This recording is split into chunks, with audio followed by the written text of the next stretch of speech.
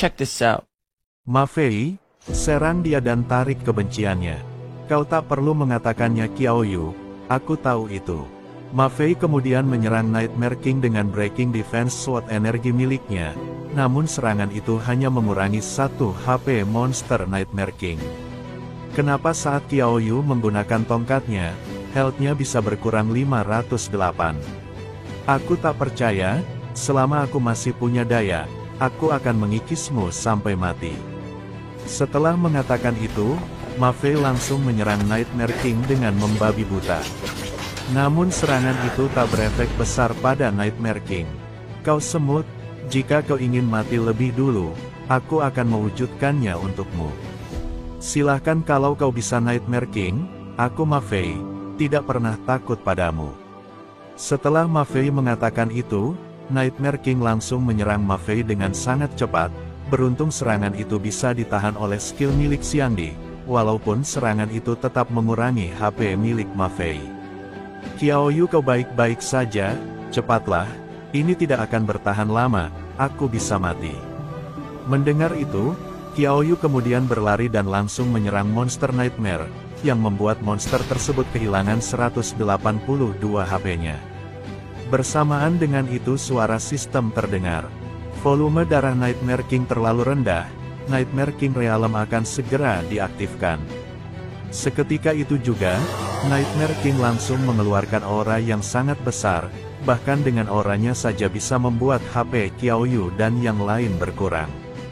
Melihat itu Qiao Yu seketika langsung kembali menyerang Nightmare King, dirinya berpikir bahwa mereka tidak boleh memberikan kesempatan kepada Nightmare King, karena itu juga yang membuat orang-orang seperti Wogan tenggelam dalam ilusi begitu lama. Serangan Qiao Yu dapat mengurangi 182 HP Nightmare King kembali, yang membuat HP monster tersebut tersisa 128. Qiao Yu yang melihat bahwa Nightmare King hanya memiliki sedikit HP yang tersisa, langsung melompat untuk mengakhiri pertarungan itu. Zhao Ziyue yang melihat itu kemudian berkata bahwa Qiao Yu harus hati-hati, karena dirinya sudah kehabisan mana jadi tak bisa melakukan penyembuhan. Mendengar itu, Qiao Yu sambil menyerang dirinya berpikir, jika serangan terakhir itu tidak bisa membunuh monster tersebut, berarti dirinya lah yang akan terbunuh.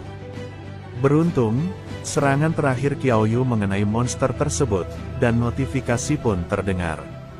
Selamat pada player Qiao Yu karena telah menyelesaikan fresh kill boss di Desa Nightmare, Anda mendapat 30 atribut poin gratis. Notifikasi terus bermunculan yang memberitahukan penambahan poin atribut dan XP Qiao Yu.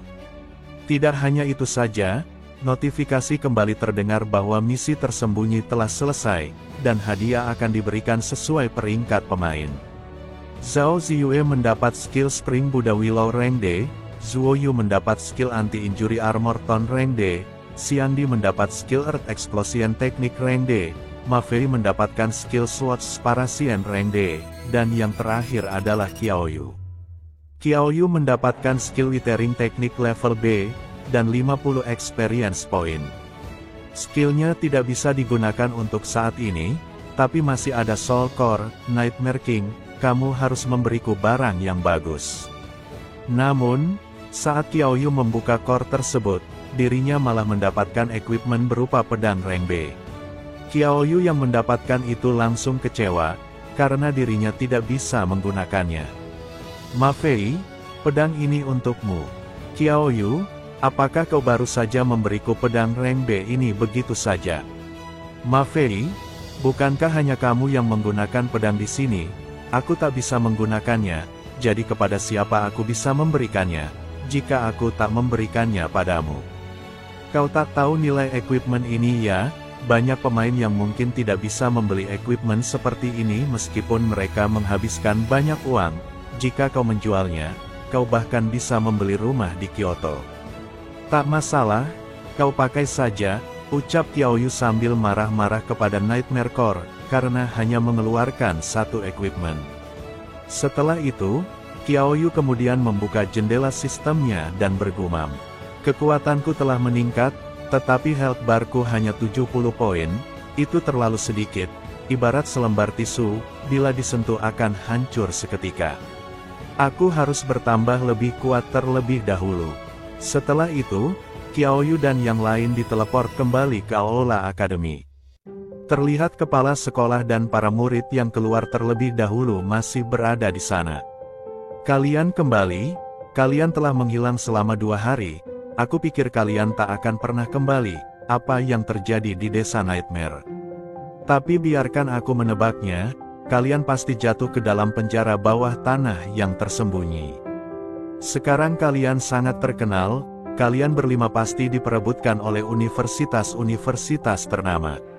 Ma Fei yang melihat Qiaoyu, sambil tersenyum kecil dirinya berpikir. Tunggu saja Qiaoyu, aku akan berusaha mengejarmu dengan equipment yang kau berikan setelah aku mencapai level 11. Namun tiba-tiba ada yang berlari dengan mengatakan bahwa seseorang dari Universitas Huaking dan Kyoto ada di sana, dan mengatakan bahwa mereka ingin menemui Qiaoyu dan keempat temannya. Mendengar itu kepala sekolah Sui Jinlong kemudian berpikir. Aku bahkan belum melaporkan kejadian ini, bagaimana universitas ternama bisa mendapatkan informasi secepat ini? Tampaknya aku bisa mengakhiri karir pendidikanku dengan sukses sebelum pensiun. Kepala sekolah Sui Jinlong kemudian menemui kedua perwakilan universitas tersebut. Kepala sekolah Sui, sudah lama kita tak jumpa. Lama tak bertemu kepala sekolah Sui. Guru Peng, Guru Pei, sudah lama tak bertemu. Inikah 5 siswa yang telah menyelesaikan desa Nightmare dan misi tersembunyi? Sungguh luar biasa. Saya Peng Liangji, guru penerimaan Universitas Kyoto. Saat ini universitas kami sangat membutuhkan talent luar biasa seperti Anda berlima. Jika Anda bersedia, saya akan memberikan pemberitahuan penerimaan kepada Anda. Peng Liangji, apa kau ingin menyerah pada wajah lama Anda? Anda bahkan tidak mengujinya terlebih dahulu dan langsung menerimanya. Saya hanya menyatakan bahwa Universitas Kyoto kami memiliki ketulusan yang besar. Jika Anda tidak mempercayai kelima siswa ini dan ingin mengujinya, mari kita mulai menguji mereka. Izinkan saya memperkenalkan diri terlebih dahulu. Saya Pei Xingguo, seorang guru penerimaan di Universitas Huaking. Kalian tidak perlu gugup. Kami hanya menguji kemampuan kalian untuk menilai seberapa kuat kalian, dan kami akan mengumpulkan data kalian untuk melihat apakah kalian memenuhi standar penerimaan. Siapa di antara kalian yang akan melakukan tes terlebih dahulu? Mendengar itu Qiaoyu kemudian berpikir, untuk memverifikasi kemampuan profesional, maka aku tak bisa menggunakan skillku, tapi aku harus masuk Universitas Kyoto untuk menemukan petunjuk tentang orang tuaku. Saat Qiaoyu sedang memikirkan itu, tiba-tiba Ma Fei maju dan berkata, aku yang akan pergi duluan, aku Ma Fei seorang swordman dengan bakat rank B, level 5. Guru Peng yang terkesan dengan Ma Fei kemudian dirinya berkata, dia sudah mencapai level 5 meskipun baru menyelesaikan pelatihan pemula dan bahkan memiliki bakat peringkat B. Anak-anak ajaib seperti Ma Fei jarang muncul, selain itu, Ma Fei juga tampan dan tinggi. Guru Peng juga berkata, bahwa seseorang seperti Ma Fei memang ditakdirkan untuk masuk ke Universitas Jingdu. Di sisi lain, Guru Pei sangat terkesan melihat keberanian Ma Fei. Dia mengaktifkan skill perisainya dan meminta Ma Fei untuk menyerang dirinya. Setelah mendengar itu, Ma Fei bersiap untuk menyerang dan meminta Guru Pei untuk berhati-hati, karena dia tidak akan menunjukkan belas kasihan. Kemudian Ma Fei menggunakan serangan pemisah dunia dan langsung menyerang perisai milik Guru Pei. Melihat serangan dari Ma Fei, Guru Peng sangat terkejut, karena Ma Fei berhasil memecahkan pertahanannya. Guru Pei yang melihat itu kemudian berpikir, dia mampu menghancurkan pertahananku. Meskipun aku adalah seorang gunman dan pertahanan bukanlah keahlianku, aku tetaplah seorang dengan level 25. Guru Pei sangat senang melihat hal itu. Dia memberi selamat kepada Ma Fei dan mengatakan bahwa serangan pemisah dunia milik Ma Fei adalah teknik pemecah perisai yang sangat langka, karena teknik itu bisa meningkatkan kekuatan serangan pada ujung pedangnya. Mendengar itu Ma Fei kemudian berterima kasih kepada Guru Pei atas pujiannya. Guru Peng juga semakin terkesan dengan Ma Fei. Dia berkata bahwa meskipun kekuatan Ma Fei terpusat pada satu area, statistik kekuatannya pasti sangat tinggi, setidaknya harus 35 poin, dan dengan melihat kecepatan serangannya, ketangkasannya juga pasti cukup tinggi. Setelah mendengar itu, teman-teman sekelas Mafei sangat terkejut, berpikir bahwa Mafei memiliki kekuatan 35 pada level 5. Mereka berpikir apakah itu yang disebut sebagai Swordman, sebagaimana yang diharapkan dari seorang Swordman, yang dikatakan memiliki serangan paling tinggi di Outer Sword. Seorang siswa lain juga berkata bahwa, jika dia mendapatkan bakat menjadi seorang Swordman seperti Mafei, nenek buyutnya yang sudah meninggal pasti akan hidup dalam kemewahan. Guru Pei menyadari, setelah mendengar Guru Peng memuji Mafei dan berpikir bahwa dia pasti ingin membawa siswa hebat seperti Mafei ke Universitas Huaqing. Setelah itu, Guru Pei mendekati Mafei dan bertanya apakah dia sudah memutuskan universitas mana yang ingin Mafei masuki. Guru Pei juga meyakinkan Mafei dengan mengatakan bahwa pintu Universitas Huaqing akan selalu terbuka untuknya. Akan tetapi Guru Peng tidak mau kalah. Dia meminta Mafei untuk bergabung dengan Universitas Jiangdi, dan mengatakan jika mereka akan memberikan sumber daya terbaik untuk mereka yang bergabung dengan Universitas Jiangdi. Mendengar itu, Mafei kemudian mengatakan kepada Guru Pai dan Guru Peng bahwa dia membutuhkan waktu untuk berpikir setelah yang lain menyelesaikan tesnya. Mafei mengatakan seperti itu hanya untuk alasan, karena Mafei ingin melihat universitas mana yang ingin dimasuki Qiaoyu, dan akan pergi kemana Qiaoyu pergi, karena dirinya harus mengungguli Qiaoyu dalam segala hal. Guru Pei kemudian setuju dengan Mafei, dan berkata bahwa mereka akan melanjutkan tes dan meminta siswa berikutnya untuk maju. Zhao Ziyue kemudian maju dan memperkenalkan dirinya sebagai seorang penyembuh. Zhao Ziyue menggunakan skill seperti angin segarnya yang membuat Guru Pei sangat terkejut, melihat bahwa Zhao Ziyue bisa menyembuhkan seluruh kelompok, meskipun baru berada di tingkat 4. Berikutnya adalah Zuoyu, dia menggunakan skill perisai dan memblokir serangan Guru Pei, yang membuat Zuoyu kehilangan 10 poin HP-nya, begitu juga dengan Guru Pei yang kehilangan 2 poin HP-nya.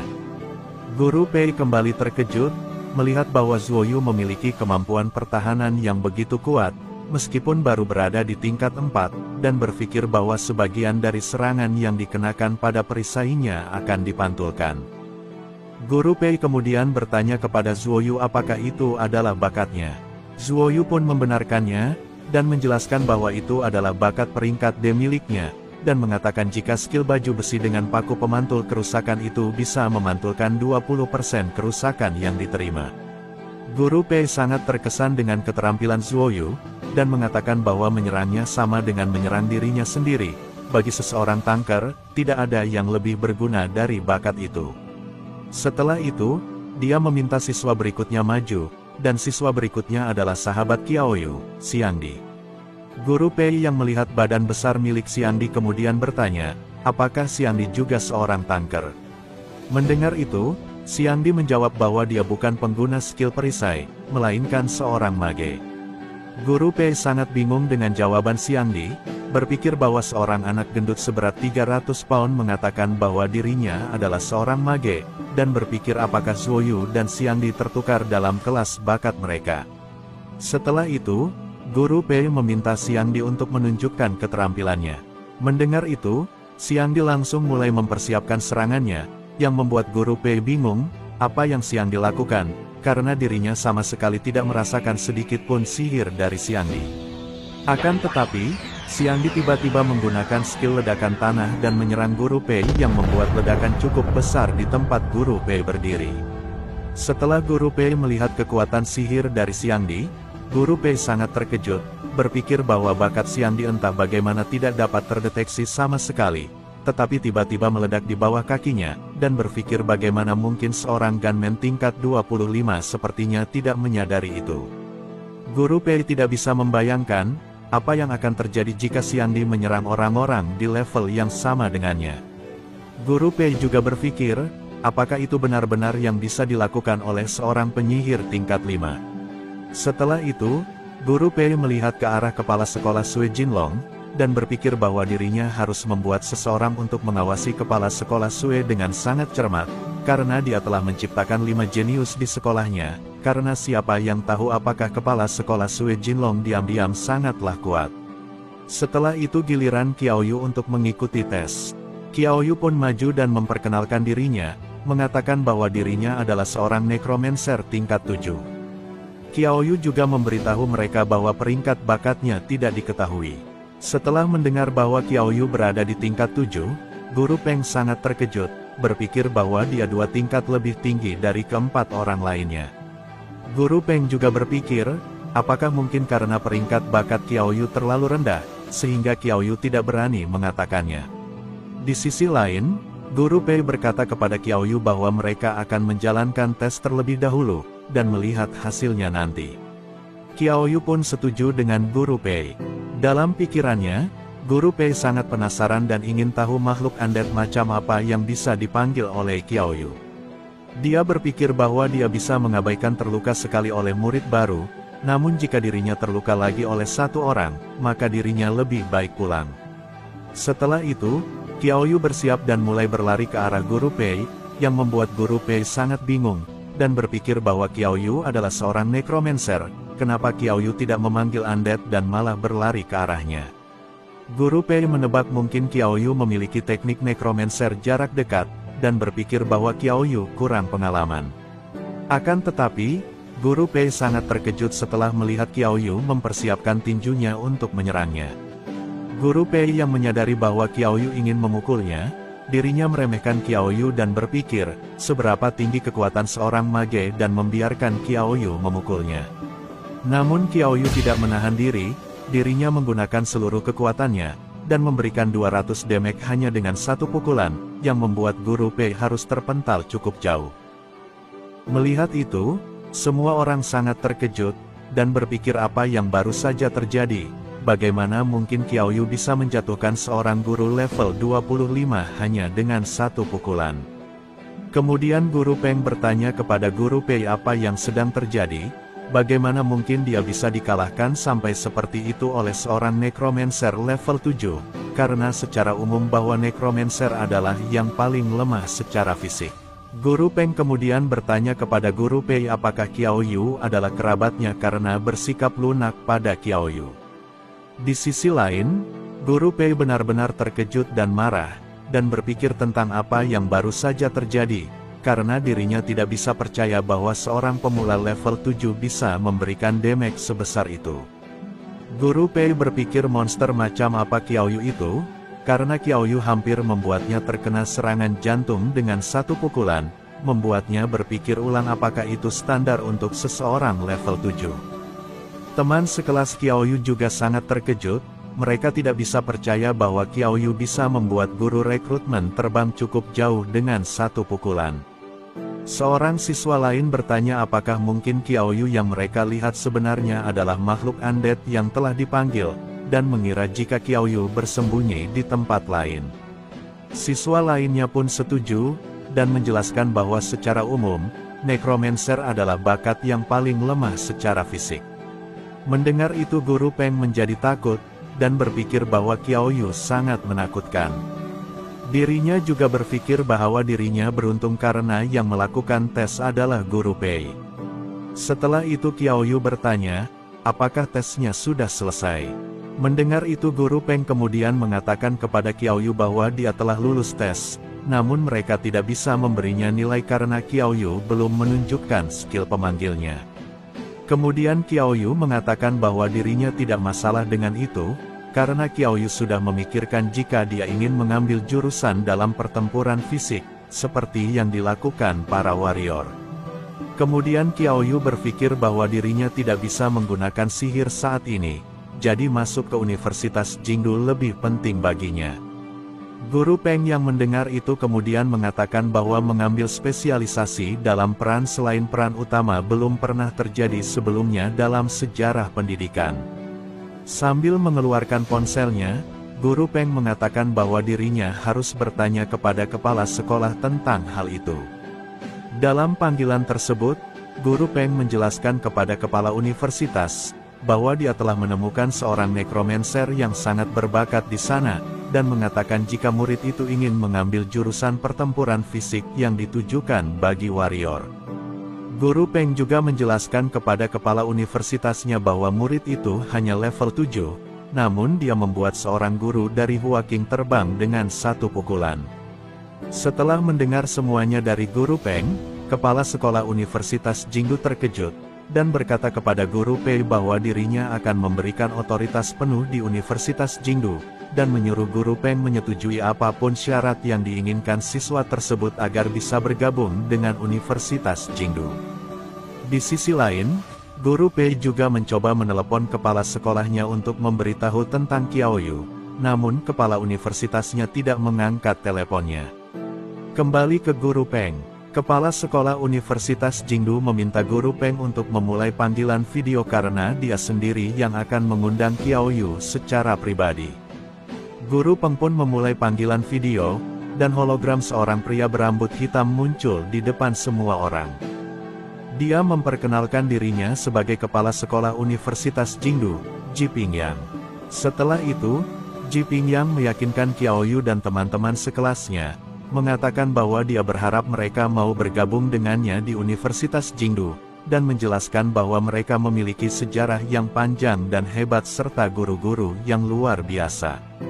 Namun saat kepala Universitas Ji Pingyang sedang berbicara, tiba-tiba Qiaoyu menyela dan mengatakan bahwa dirinya akan bergabung dengan Universitas Jingdu.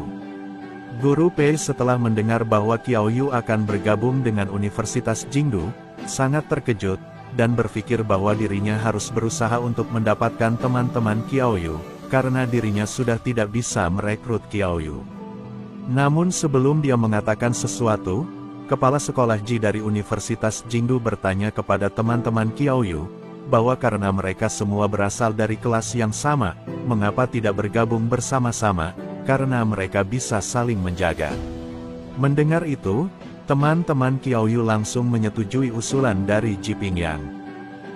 Di sisi lain, Guru Peng sangat senang, dia berpikir bahwa ini akan menjadi puncak karir penerimaannya.